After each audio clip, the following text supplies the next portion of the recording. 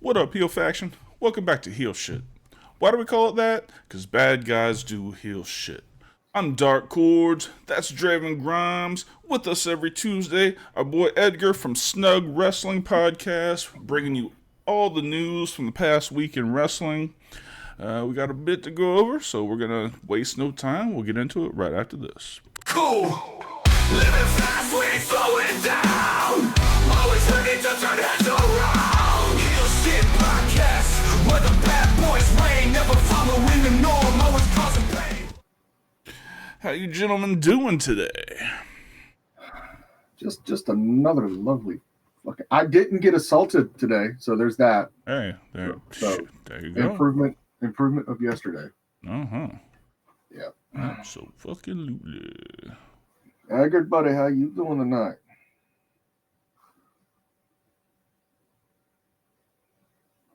Is his mic muted? Can't hear you, bro. Unmute your mic. Nick, Ah, sorry about that. There What's you up? go. There you go.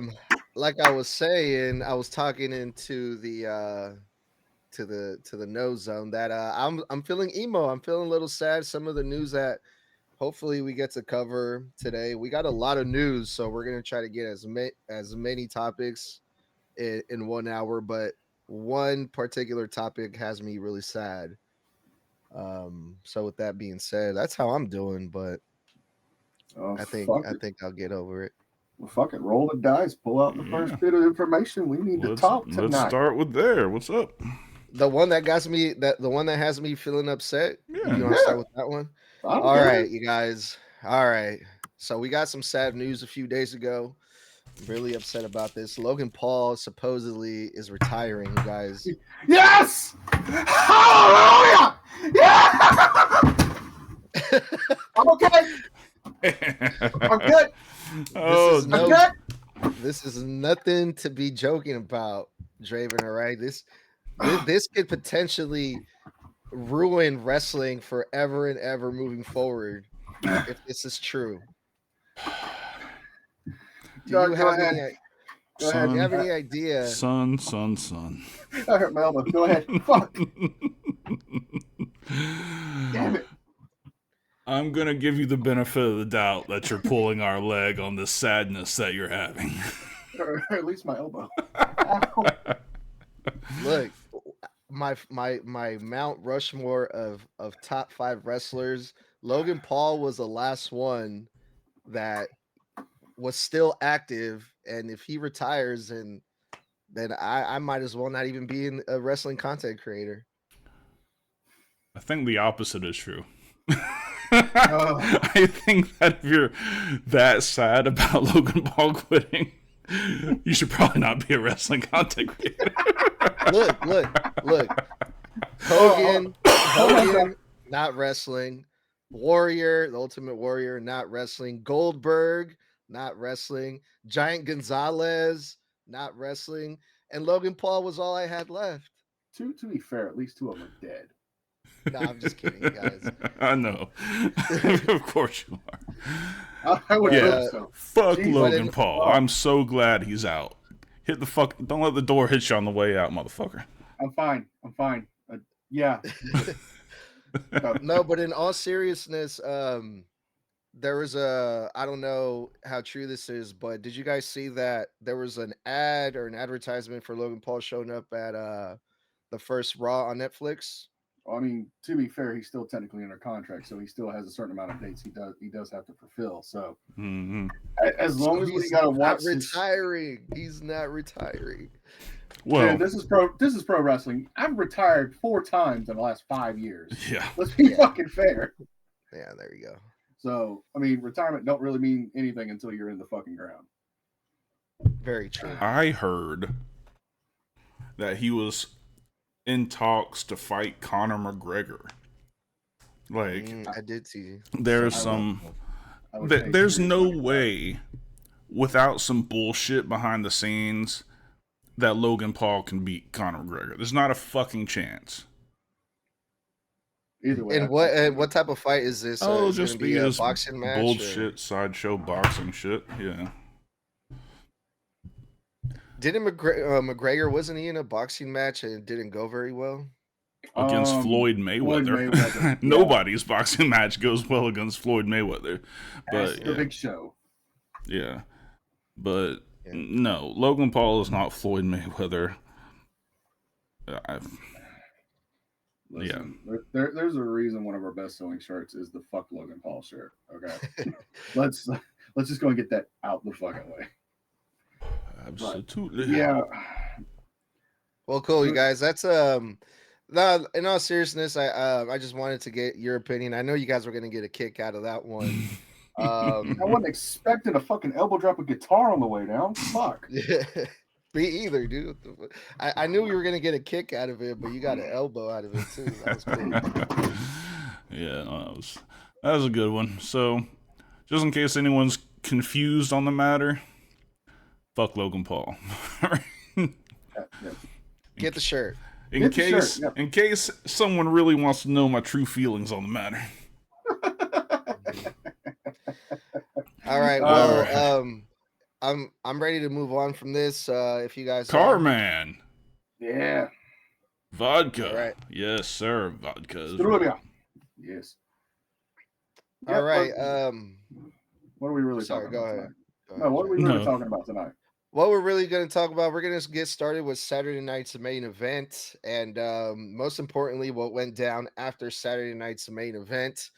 When the show went off air, good old Kevin Owens hit a piledriver on Cody Rhodes, and if I must add, a very beautiful piledriver. They sold it. Cody Rhodes sold it like $1 million, and it was a lovely thing to see. But overall thoughts on Saturday night's main event in general, and also what went down after the show. How did you guys feel about the first Saturday night main event? It's a brilliant fucking move, but I'm so tired of them doing this shit not on camera. Like, we had talked about him hitting a package pile driver since he hit Cody with it. Well, before that, but definitely since he hit Cody with a standard pile driver. So he's going to pull that out. The match ended, the show went off. I was like, fuck, I fucked that one up. Nope. Came in and but it's a beautiful move. I mean, he needs to be using it. But the way that they're selling it, it's like I don't know. It's almost like the punt kick with Randy when he first started using that. Yeah. But it's one of those things where they've sold it so bad, but if you go back and you look at any well-done package pile driver, it's the safest pile driver you can do. You know, his head was fucking this much off from the ground. It wasn't even close. Right. So, I don't know. I love the move, though. It's devastating looking. Cody sold it like a champ. What was that picture that you sent me, Draven, about him, his hand up in the air? Like, so if you go back to when WWE actually posted the pile driver footage, after he got hit with a pile driver, if you look at his right hand, from the time he started selling it to the time he got on the fucking board, the whole fucking time, just bullshit. This fucking kitty ass bullshit from fucking high school. I don't know why. It just made me chuckle, going like thinking about like, oh, you motherfucker, you made me look piece of shit. But the fact of the matter is, this proves without a shadow of a doubt that it kind of goes back to what we were talking about last week with the content going into the Netflix era. Just because there's not going to be vulgarity doesn't mean the reins are not going to be loosened, and they're going to be a lot more lenient on what happens inside the ring and outside of the ring. The package pile driver proves it beyond a shadow of a doubt. And Dark's right. It's actually my preferred pile driver to actually hit on somebody if I have to do a pile driver, because I've done about 8 years. 8 years ago is when I first started using it, just when I have to, and never once did anybody ever say anything negative about it. Yeah, because you gotta understand that a normal pile driver, obviously you're kept off the mat by the giver's thighs. All right. But in the package pile driver, not only do you have the thighs in the way, but you have your own arms in the way. So like it doesn't even there's no danger if you know how to do it. Yeah, Mhm. correct. How cute. And that's about with any pile driver. I mean, even with the J driller, the butterfly pile driver, the underhook version, as long as you have your thighs in place properly, everybody's safe. Mm-hmm. So, Yep. yep, package pile driver. Glad to see it. I can't wait to see how many indie guys do it this coming up weekend at indie shows. I guarantee you, there's gonna be at least 4 or 5 every fucking show. So let me ask you. This is a news show, so I don't want to go crazy on this. What's gonna happen in this? But so we've seen the package pile driver, so you know he's gonna use it again. Mm-hmm. What will Cody pull out that will be just as devastating? And I think it's the Tiger driver. He It's used gonna be it. 12. It's gonna be 12 crossroads. 12. I think he The pull. dirty- the I think dirty he dozen. pulls in the double underhook. The Tiger driver. Possible. It is possible.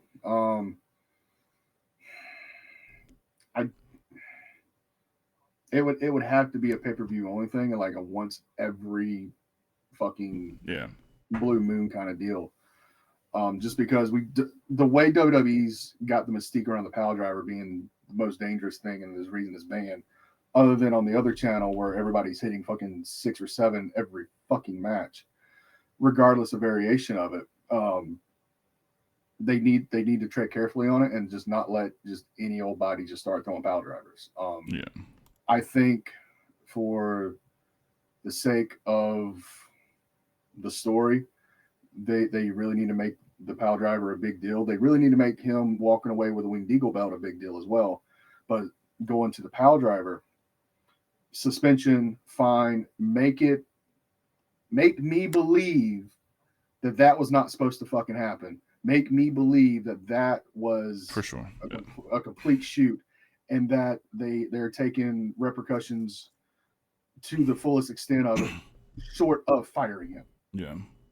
I don't know. There's got to be something to kind of even that.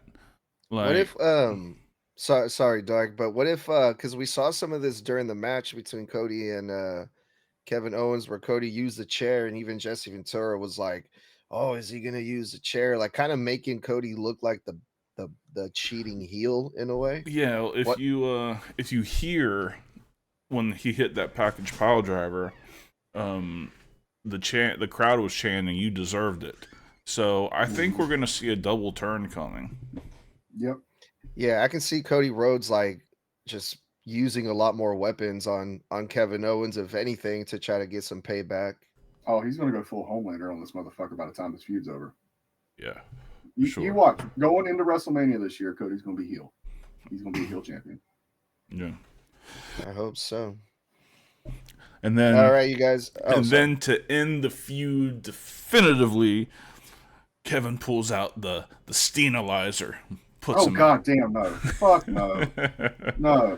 That's just a dumb fucking arrogant move. Are you No. you know what the Steenalizer is? Is that the one he does on the turnbuckle? Yes, where he Yeah, he grabs him by the head and slings him backwards into the turnbuckle. Yeah, no, that's stupid. Yeah. I've seen Yeah. that. It's just not fucking safe at all. His Um, offensive repertoire was amazing in ROH. Oh yeah, because he had a lot of freedom that he doesn't have here. But I feel that he can bring some of that stuff back, like the sidewinder suplex, the go home driver, and shit like that. I would really love for him to bring back a lot of that stuff, and for him to really tease the package pile driver during the matches like he did with Cena when he first debuted in WWE. Mm-hmm. And let's not forget the infamous Tonga Loa save of 2024 from the package pile driver position. As long as Kevin Owens stops doing the stunner. Oh my God, yes! For the love of It's God, gotta happen. It's gotta happen. dude, I'll tell you what. If he stops using the stunner, I'll stop using the stunner. Cool. Yeah, dude, that thing. We'll clean slate that. All right. Well, before we move on, let's take our first commercial break, and we will get right back into it. Oh. let me introduce you to our new sponsor, Smackin' Sunflower Seeds. Check this out. They sent us this huge box of samples with all these amazing flavors, from traditional flavors like the OG and ranch, to unique flavors like cinnamon churro and my favorite, backyard barbecue. Absolutely, man. Let's not forget the garlic parmesan, the cracked black pepper, and my personal favorite, the maple brown sugar. It is grade A, phenomenal, my guy. So me, Draven, and Miner all sat down, went through all these flavors. Of course, we each had our favorite, but one thing we agreed on, this is an amazing brand. If you're a sunflower seed eater, definitely need to check this out. If you're not a sunflower seed eater, you still need to check these out because they got a flavor that you like without question. Miner's favorite was dill pickle. I like the barbecue. Use the link in the description and enjoy. Michelle, what is this? This is Week in Wrestling. Wrestling news from the past week, as we do every Tuesday night. Thank you for joining us. All right, so what's the news story? Next story. Next topic, we got controversial topic. Tessa Blanchard, Blanchard, thank you. She recently made her big surprising TNA return that got a lot of people shooken up. Man, a while back she was on the top of TNA, even became world champion, but yeah, the world champion. Men's title. Yeah, the world champion, Impact world champion. And shortly after that, she was fired from TNA due to some she was being accused of bullying and racism. They stripped her from the title, and she disappeared for quite some time, and no one expected Tessa to come back, and she did.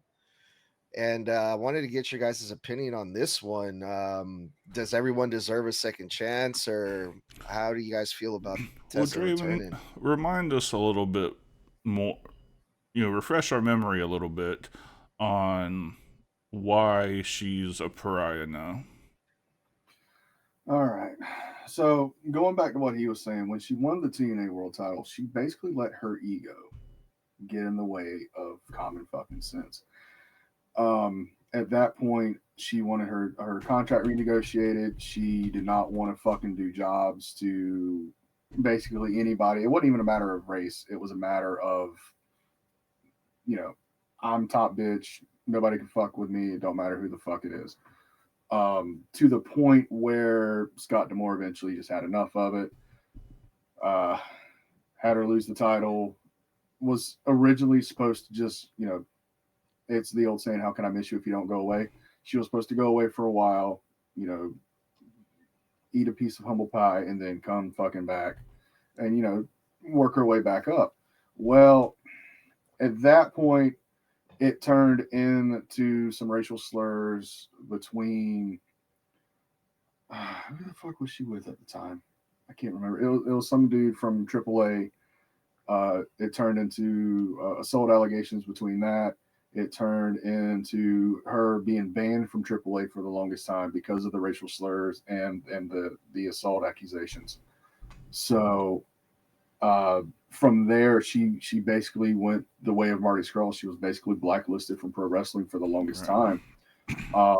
I know she's been doing some indie dates over the past 3-4 months. Nothing major, nothing like GCW or ROH or anything like that, especially not MLW. She's just been doing like lower mid-tier, what we would do as far as indie shows. And then when you messaged me as it fucking happened that Tessa was back, I kind of couldn't believe it. Because I just saw on my feed from the night before she worked an indie show up in, I want to say it was Michigan or something like that. It was up north somewhere. And she was not looking the best in her work. I mean, I've seen her do a lot better. But with this return, it kind of made me feel that her mind was not at that show. Her mind was going towards this return to this re-debut. So that being said, you asked the question, does everybody deserve a second chance? Let me give you a little story here, and Dark can back this up. In our travels, we've met a number of workers, right? One of these workers, who was a young, pompous, arrogant jackass named Ty. And when me and Dark first got together, he was that pompous, arrogant jackass who thought he was 10 foot tall, thought his shit didn't stink because his stepdad was a promoter.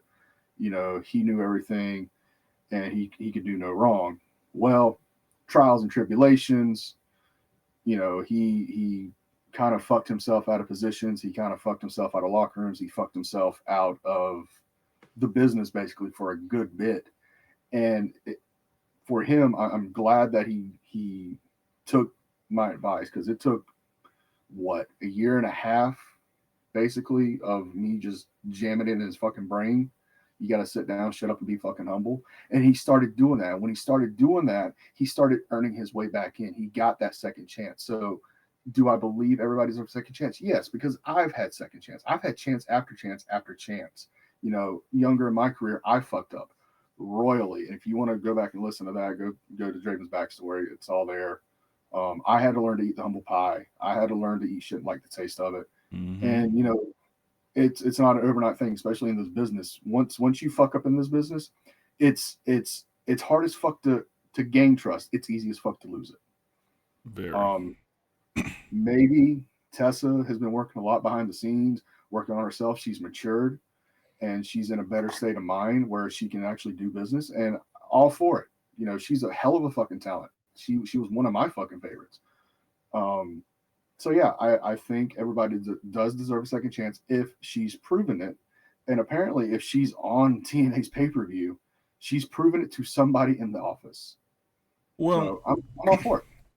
After this weekend, I saw a story where she explicitly said that she had not signed with TNA. I don't know if this was a one-off or if it's just for a single program, but there hasn't been a long-term deal cut or any deal beyond, you know, a per appearance situation.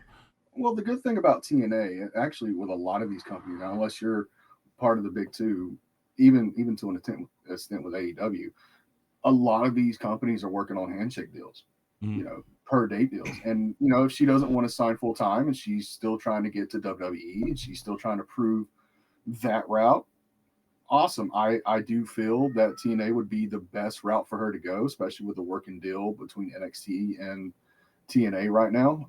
If she's just trying to get her foot in the door to get noticed, this is the best thing for her, but she wants to keep her options open. She doesn't want to be signed to a deal right now. Cool. Yeah. Awesome.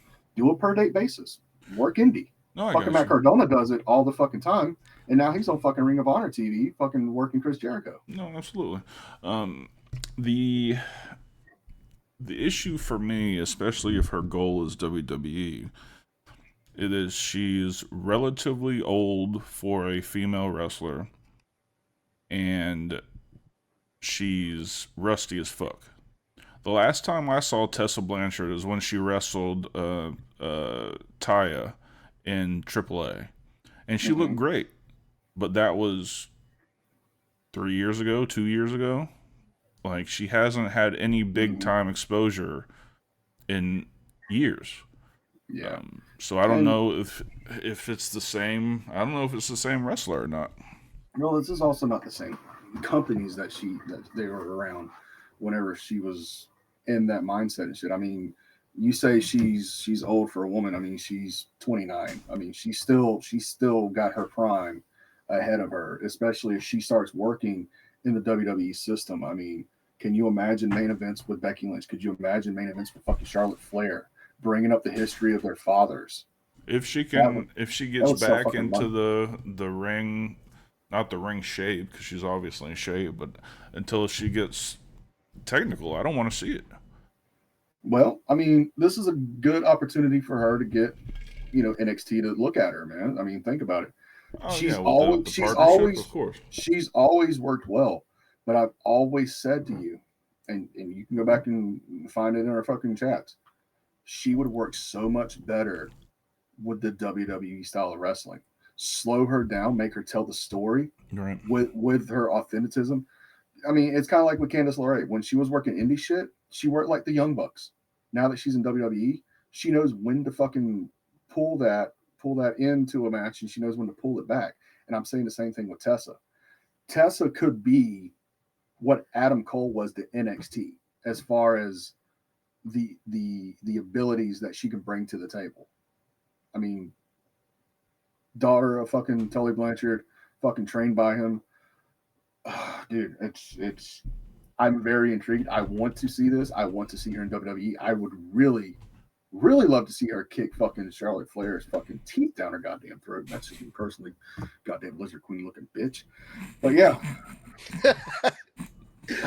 Look, I'm not the biggest Charlotte Flair fan. Okay, I'm you cannot change my mind that Dana Brooke and Charlotte Flair were fucking replaced by fucking lizard people. Yeah, no. Fucking prove me wrong. What up, Dopey? And Kenneth, thank you for subscribing, my man. Welcome to the heel faction. Yeah, I find it interesting that the only person that's come out and said she will not work with Tessa Blanchard is Jordan Grace, who they had Tessa Blanchard attack. So it's interesting. That's probably just a worksheet, man. Well, I don't know that she said it recently. Still. Yeah, still either way, it's interesting because from what I'm hearing, and I agree with you guys, everyone deserves a second chance. We don't know what type of shit she was going through. Tessa was going through back then. Mm-hmm. Hopefully she's grown from that.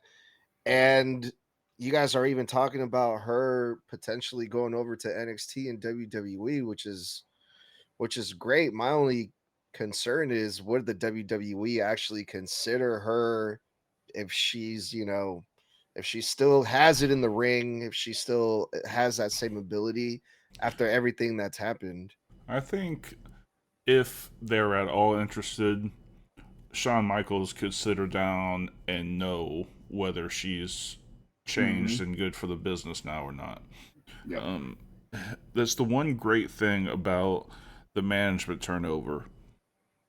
H and Shawn, they have the psychology down. They know what wrestlers are. They know what their mindset is. So if she's something that they feel is valuable and she brings value to the business, they'll probably extend an offer. Yeah. Dope. Hopefully. Anything else you guys want to add about Tessa Blanchard before we move on? Nope. Yep. I've said my piece.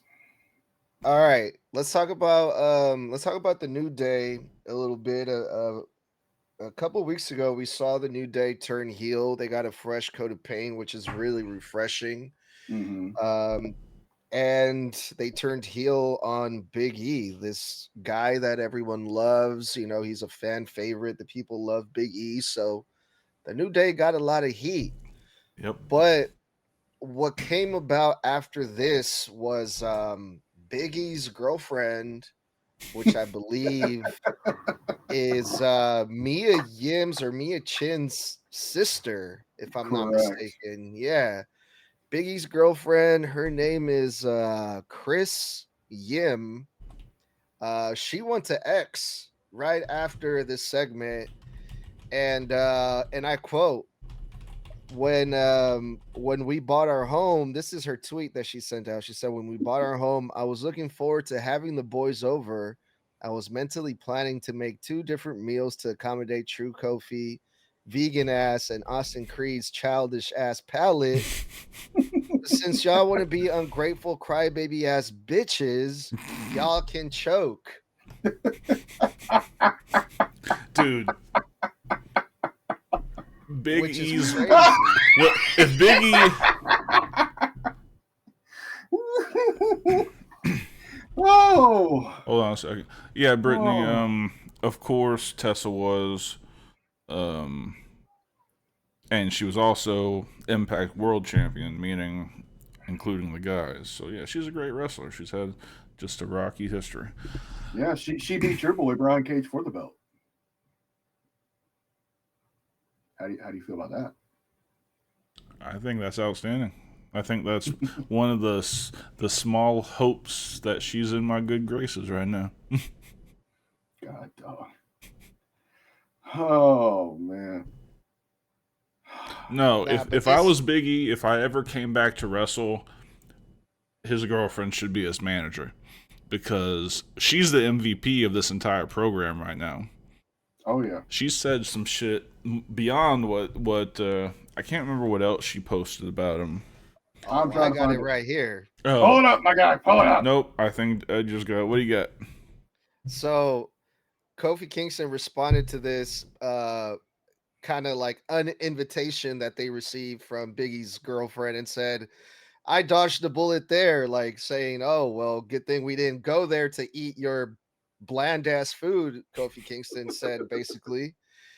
It was a really fun interaction because it doesn't stop there. Mrs. Chris Yim fired back with the best comeback ever.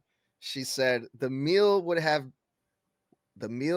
to be as bland as your singles run to accommodate Oh, your undeveloped taste buds. fuck. Damn, Oh, Dirty. She let- did them that's dirty. fucking crazy. I'm gonna go get some aloe for that burn. God damn. Yeah, she went in on these guys, man. But the question that I wanted to ask you guys is like, how do you guys feel about like, you know, girlfriends, wives, or family members like including themselves in these angles, you know, after it all goes down? Like, are you guys like, I'm are you guys torn for between or- this because with the shit they've been doing with behind the scenes and social media and hidden camera shit, I believe that she's in this program.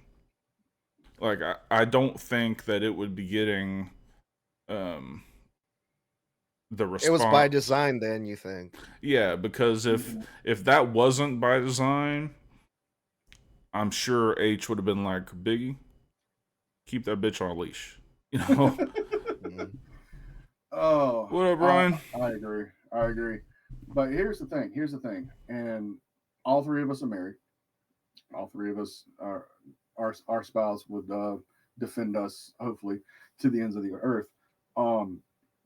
If your best friend screwed you like they screwed Big E, do you think your wife's going to keep her fucking mouth shut, whether you give her permission to or not?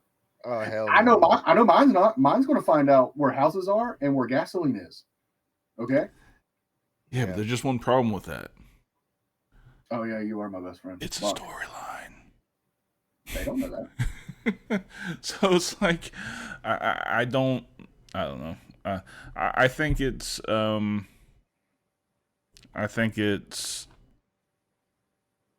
I think she's part of the program. If not, she's fucking brilliant. And Dude, Did anyone even know who she was before this or during this? Was this even a thing that people knew that she was dating Big E? I mean, personally, I knew just from following everybody Wow. on fucking social. But Because I had no idea. I was like, who the fuck is this chick? Like, well, where as the a fuck she as a come from? casual fan, I believe that's how 98% of them felt. Like, who the fuck is this bitch? here, there's also one more. Oh, I sent this to the Weekend Wrestling group chat, but okay. she also said, if the biggest achievement of my 10+ year career was a Burger King crown, I'd be a hating ass bitch too. And it's him with his King of the Ring crown on. God damn, Dude, I want to hear her cut a promo, dude. dude, you and me, both. Ruthless. You and me both, dude. Put her on the mic. Give her a microphone. Dude, think about it. Think about it from this perspective, though. If this is a way for them to bring Big E back in, and he is fucking cleared by doctors, and he is ready to fucking go, do we potentially see Big E return at the Rumble and cost them to their shot? Because we know how Royal Rumble and Kofi is. They always make a big fucking deal about him not getting eliminated. My concern is that I honestly don't think he'll ever be cleared to wrestle again. So looking at it from that perspective, I don't know. I don't know. Well, to be fair, Edge wasn't supposed to be cleared again. Daniel Bryan wasn't supposed to be cleared again. Stone Cold wasn't supposed to be cleared again. I wasn't supposed to be cleared again. True. I mean, if you put in the work and you do what you need to do, anything's possible. I mean, you broke your neck. So what? So did Stone Cold. Jesus Christ. But legit, like, you know, even if it's just like a one-off at the Rumble, or maybe it's a final match at WrestleMania. Who better? Don't forget about Kurt Angle too. Fuck Kurt Angle. Okay, never mind. Just kidding. Yeah, we love Kurt Angle. I don't like Kurt Angle. I love Kurt Angle. That's right. More specifically, Perk Angle. But anyway, oh yes. What if this is the opportunity for Big E to finish his career on his terms, even if it's just the one-off at the Rumble, and if it's just the WrestleMania match with Kofi. More than likely it's going to be Kofi, because let's be real, between Kofi and Xavier, Kofi is the established veteran who could get fucking Big E through that match safely. Yeah. What do you think about that? Yeah, it could work. All right. Cool. I'm hopeful, dude. I'm hopeful. I'm gonna wish that I'm gonna manifest it and hope that Big E comes back. Mm-hmm. That's what I'm hoping for. Just for one last 5 count, because we all know 3 ain't enough. He needs 5. Mm-hmm. There you go. Very good. Very good. All right, so let's take another commercial break. And we'll be back to wrap this up with you guys, but we got the best coming up next.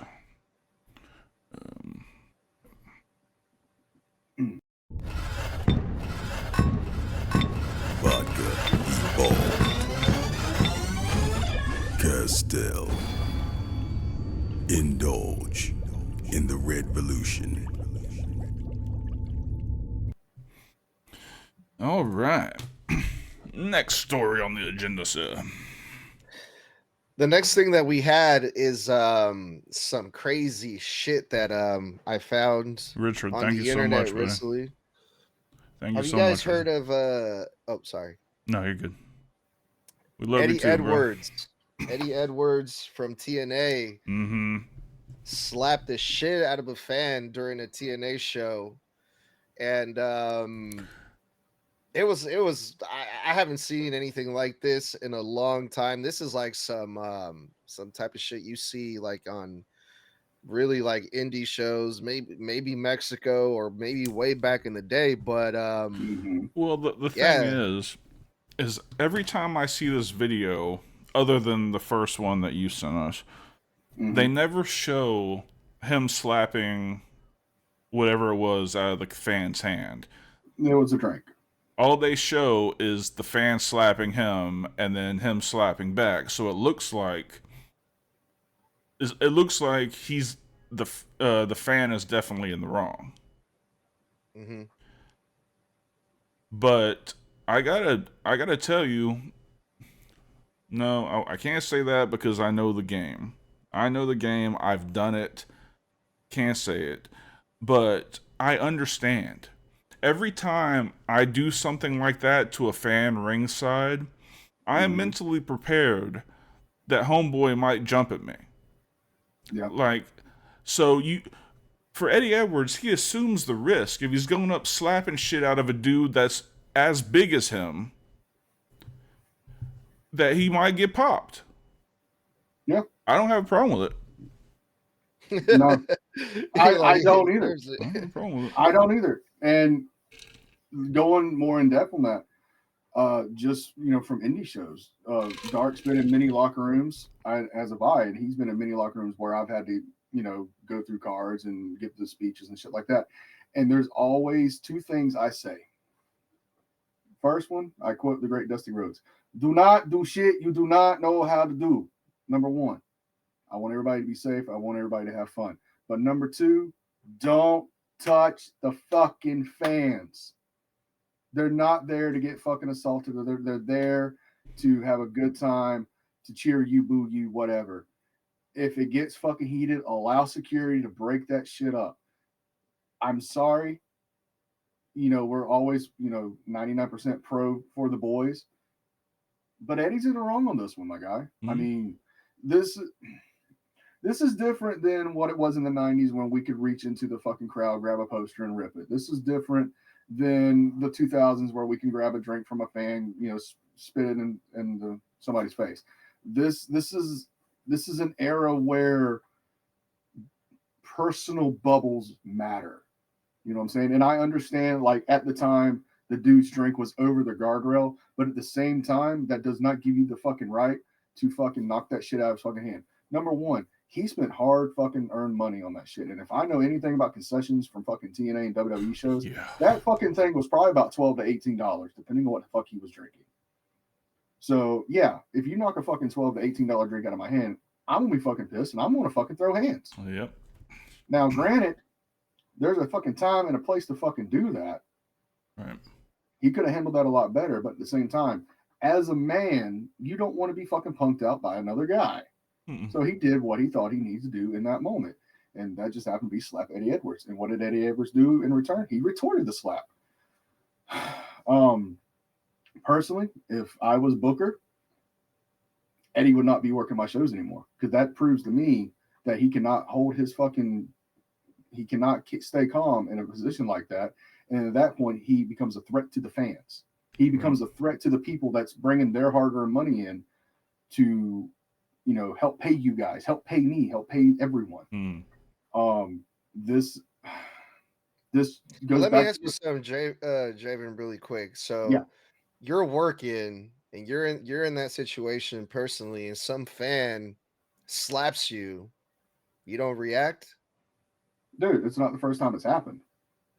Dark, remember the LCCW show where the motherfuckers were trying to find our cars and slash our tires? Those motherfuckers laid hands on us, but we had security there. I say security, it was a couple of guys in black shirts, but they did their fucking job. Same thing that TNA should have fucking had their fucking security right fucking there. Same thing WWE would have done. Same thing even AEW would have done. Had security on the fucking spot. At that point, TNA kind of dropped the ball when I have security where they needed to be. But at the same time, Eddie Edwards dropped the fucking ball by bringing that fucking fans altercation into it. I can't tell you how many times I've been hit, spit on, had fucking drinks thrown at me, rocks, fucking kicked. It don't matter. You have to remember, they're there for a show. They think they're now a part of the show. Allow the security to do their fucking job, and you continue to do yours. Your job is to try to push whatever's happening away from those fans, get it back in the ring. We're not saying you should sit there and let them hit you with shit. Like, defend yourself, but don't retaliate unless it's completely necessary. Yeah, this was not fucking necessary. Yeah. Damn. Yeah, that video was fucking wild, dude. I was like, what the fuck? Speaking of people, crazy. No Man said you're boring tonight, Draven. I don't give a fuck. It's been a long week already, guys. All right. If you want a non-boring Draven, go watch fucking HSP from last night where me and fucking Kumar got into it. Oh, he was here. He was fine. He fucking knows. Let's see. Not every night can be 100% Draven. Sometimes I need to be like 70 or 60.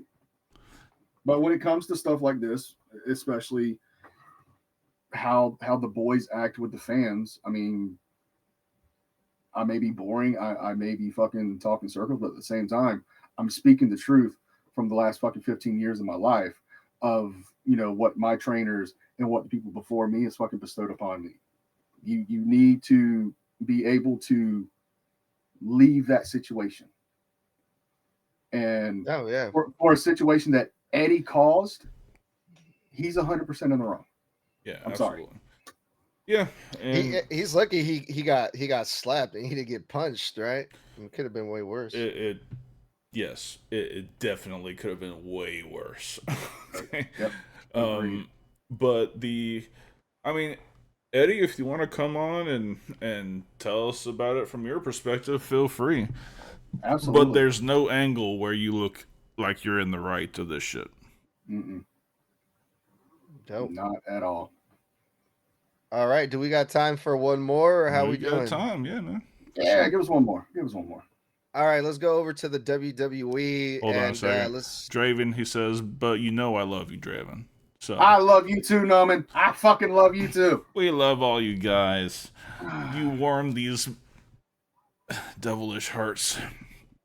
I love all of Steelers you hearts. except Mel. That pizza stealing bastard. All right, next story, please. I'm not over it, man. I'm fucking not over it. Next story, please. All right. Survivor Series War Games. We had 3 injuries that came out of that final match at that pay-per-view. Mhm. One of the worst ones was Bronson Reed, and now it's being reported that Bronson Reed may potentially miss WrestleMania due to this injury. We've all seen it because WWE literally played it during one of their TV shows. Mhm. So, And if you I hate guys didn't watching. see it, he jumped off the top of a 20-foot steel cage, and when he went through a table, and when he landed, his body kept going down, but like from his shin down, like went in the front row. So, like, His Yeah. ankle is no more. yeah. He officially has one cankle. And this is why I don't really feel bad for him. He's damn near 400 pounds. Mhm. What the fuck was he thinking climbing up there and jumping off that shit? I'm surprised the ring didn't break. And I'm not being funny. Like, I can't believe that impact didn't break the ring. Because that is definitely more impact than any Big Show superplex off the top rope. All right, this motherfucker came down. What's the acceleration? Was it feet per second per second? That motherfucker was moving by the time he got down to that table. Yeah. And this kind of goes back to what Corning was talking about when he was reviewing Survivor Series War Games. He could have had the same effect because of his size, his stature, and his mass. He could have just done the tsunami off the top rope, had the same fucking spot, and it had been just as impactful. The story would have been the exact same. But no, now because of this, he's lost, what was it, 6 to 8 months they're forecasting for him to be out? Yeah, at least. Yeah, so you know he's missing Rumble. You know he's going to miss fucking WrestleMania unless they're just going to do a spot with him on the panel, or if they're going to do a spot with him backstage or something, just talking. Yeah, he fucked himself out of that because he couldn't suck and say no, or somebody who he brought it to couldn't say no to it. And I understand, you know, with War Games, you need that big spot. I mean, the women's War Games had Io and Stratton do the Swanton and Moonsault respectively. But I mean, you already had the thing where Jimmy was going to do the fucking splash off the top. You know, obviously it's another one of the injuries. But Jimmy's only going to be out for a few weeks. You've cost yourself half a year, if not more, of your career because of, you know, the wow factor. And again, do not do shit you do not know how to do. Bronson's never fucking taken that splash from that height before. He didn't know how his body was going to fucking handle that. So, Dude, again, I get scared every time Bronson. I feel like Bronson, he's always going to the top rope. So then when he did that when he went that high, I was like, oh my God. But with that being said, you guys, at this point, do you guys think that the War Games is kind of getting like a little overrated? You guys think they should still be doing these types of matches, or Yes. what do you guys think? I think it's the funnest single match all year. I would rival it with the Royal Rumble, but I agree. The way they do it and the way they have the story accumulate into War Games, I love. My only concern, my only nitpick really, is the way it has been for the past couple years. Well, if the guys got to have a War Games, we got to get the girls in the War Games. You know what I mean? Like, the women's War Games matches have just been filled forced. And Della, I love you, and I know we're going to fucking fight about this when you listen to it, but I'm sorry. Just because the guys are doing it doesn't mean the women's got to do it. Does that mean the same thing for fucking Elimination Chamber? Yes. Elimination Chamber is where fucking rivalries go to fucking end. Same thing with fucking Hell in a Cell. That's how those matches are supposed to be portrayed. Royal Rumble, different fucking story. Now that there are 2 fucking nights. Yes, the women do deserve a main event fucking slot. It's 2024/2025 we're going into. And I was so happy when they started doing the women's Royal Rumble. I'm going to be ecstatic when they're doing 2 nights of the Royal Rumble. That way it's not fucking too much at one fucking night. Right. But they've got to learn, just because the guys are doing it, the women don't have to. Yeah, I mean, I would be down, and I'm probably going to get some heat for this. Have the women just do a traditional Survivor Series match, like a 5-on-5 tag team. There you go. There you and go. Then have the guys be in the cage. Mm-hmm. Yeah. Yeah, that could work. Why not? I've really enjoyed the last 2 women's War Games matches. Like I thought the one this year was pretty good. Oh, look at Dark. Oh, I'm a feminist. Well, I mean, he's not wrong. Now, granted, the one from this year wasn't as good as the one last year, but you've got to let's be real on this. The build up to the women's War Games matches just felt really forced, and you can just tell that they were pushing these fucking 10 women together to fucking do this War Games match rather than it being a natural progression of a story. Yeah. Such as when Undisputed Era and the UK guys were fucking doing it. Such as Bloodline versus Bloodline. Such as Bloodline versus the Resistance. Well, I mean, I guess the thing for me is, yes, the build to those matches for the women's War Games matches have been kind of lame. But when the pay-per-view comes, they still show out. Like, I love a good long-term story, but I'm also good with some motherfuckers getting in a cage and beating each other's ass. Like, I don't need every match doesn't have to have an intricate story. And you're the reason we had Hell in a Cell pay-per-views for years. Yeah, piece of shit. Nah, not me. It's all your fault, Dark. I'm the reason you have Hell, but not Hell in the Cell. I will go one further. This is me fucking knocking my favorite promotion. You're the reason TNA started doing lockdown pay-per-views.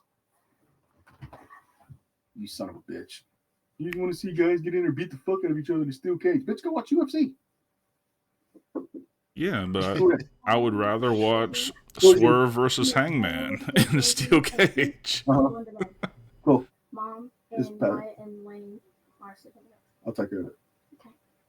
Thank you. Bye-bye. Maybe they'll- In a minute. Yeah, Colindol, you missed our Mark. talk about Tessa Blanchard. Yeah, that was that's about not half hour ago. Hey, hon, how you Oh, doing? that is hard. That's not there. Get out of here, little Grimes. Get! No! Why are you throwing pins at me now? Why are you in the podcast? Bye. Jesus Finally Christ. So what do you think, Edgar, of you would rather them have a different... Do you want them to change every year for both matches? Or do you just not want necessarily the women's War Games match? Say goodnight. Nah, I would say maybe just the women's, because from what I remember, the women's War Games match this year was it was kind of rough, man. It was kind of I didn't really like it as much, to be honest.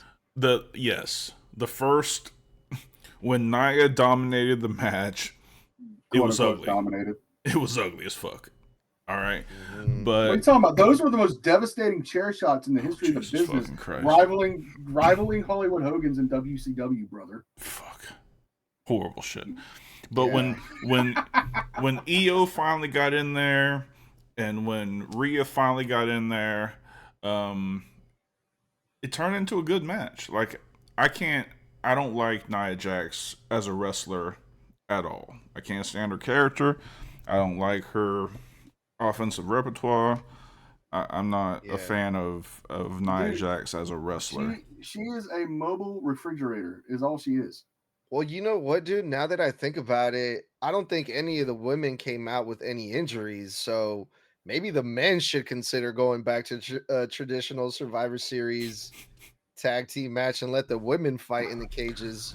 Well, let's bring up the 3 injuries real quick. Bronson, yes, we've determined he was just dumb as fuck for that. Jimmy with the broke toe, freak fucking accident because he's done that spot fucking countless times. Tongaloa with the torn bicep, that could just be just him moving the wrong direction for just a split second. I mean, And I don't like that tears he's happen all the time. injured, but it's Tongaloa. If But something that was fucked up, that was a toolbox spot, wasn't it, with Tongaloa? They really never mm, like pinpointed when it fucking happened. He never really said when it actually happened. So I mean, it could just be one of those things where he was just throwing his arm, an awkward position and ripped right off the bone.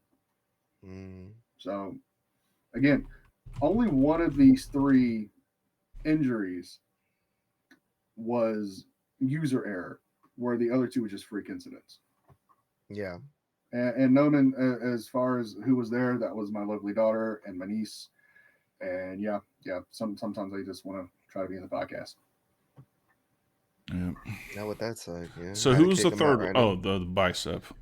I mean, Tongaloa is. We need to do an episode just on Tongaloa.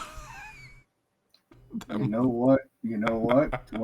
2025's coming up, my guy. We got some shit in the can. That Just saying, motherfucker. I'll add it to the list. That motherfucker botches shit that toddlers won't botch. It's so To be fucking fair, crazy. Like low blow. Yes. To be fair though, that low blow gave me such a great fucking idea last night, and I sent it to him. Mm-hmm. Where for a tag team move, where I just set up the fucking package power driver, and he just comes right between my fucking legs, uppercuts him in the fucking head, and then I drop the power driver.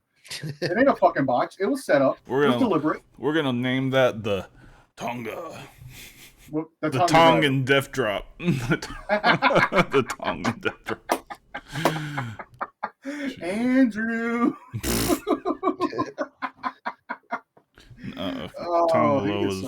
He's something else, man. He's something else. Yeah. All right. Fuck. That was fun. Yeah, I really enjoyed that. Edgar, we're really enjoying these shows with you, man. Oh, absolutely. Absolutely. Love to hear that. I'm having a great time too. Good. So pleasantries, I guess it's time for by all means, sir. Yes. Okay. Let me go ahead and do my part of the job. Ladies and gentlemen, do not forget this Thursday night we have Talking Shit with your boys, Dark Horse, Draven Grimes, where it's just going to be an hour therapy session. Trying to get over this fucking month because it's been kind of hard with your boys, and we're probably going to get into it a little bit, not too much, not too delicate, but we're gonna sit down and talk some shit for a good hour. Don't forget HSP 100 this Monday night. It's not going to be the fucking same. We got a lot of good shit in. We got fucking Nightshade finally going to be on the show. Got some hard-hitting questions. If you have any questions, be sure to send them in to heelshitpodcast@gmail.com. In the description, just make sure you put Nightshade question, and we will read them on the air to her. And let's not forget WIW is every Tuesday night, again, with your boys, Dark Horse, Draven Grimes, and Eggard from Snug Podcasting. And Eggard, plug your shit, my guy. Yeah, you guys can find me on Apple Podcasts, Spotify, YouTube, Pandora, fucking anywhere and any place that you can possibly think of. I have new episodes coming out every Monday and every Thursday morning. So yeah, be on the lookout for those. And they can just search Snug Wrestling, right? Yes. Okay. SNUG Wrestling. Easy as hell to find both of ours. And let's see, don't forget to hit all the social medias at Heel Shit Podcast, Facebook, Twitter, you know the whole spiel, all the fucking social medias. Dark's getting really good with the smoke signals. I'm just telling you, he made a pigeon the other day. It was nice. It was very nice. It's like air origami. Yeah. It's been very therapeutic for him for the last month. I'm telling you, there's been a lot less dead people that I've had to bury. Anyway, with that, oh yes, my guys, let's not forget the wife's asleep. The merch. The merch. The merch. The is- I love Logan Paul shirt. I'm done. I'm fucking done. There is no I love Logan Paul shirt. There might be on the Snug fucking merch site, but not on the HSP merch site, motherfuckers. We have HSP merchandise. We have the Forbidden Kingdom merchandise. We have the retro Draven Grinds. We have the retro and new Dark Cores merchandise available now. We do have the, and say it with your chest, fuck Logan Paul shirts in the uncensored and the censored one for the snowflakes. Apparently, such as Edgar, because he loves him so fucking much. Hey, watch it. It's fine. It's fine. It's fine. You know, Christmas is on its way. We might sing you something. And let's see. Yeah, that's about it, my guy. Take us home. All right. Well, thank you guys very much for joining us. Hope you enjoyed it. We definitely did. For Draven Grimes and Edgar from Snug Wrestling, I'm Dark Chords. This has been Heel Shit. Why do we call it that? Because bad guys do heel shit. Peace. Heel Shit Podcast, where the bad boys reign, never following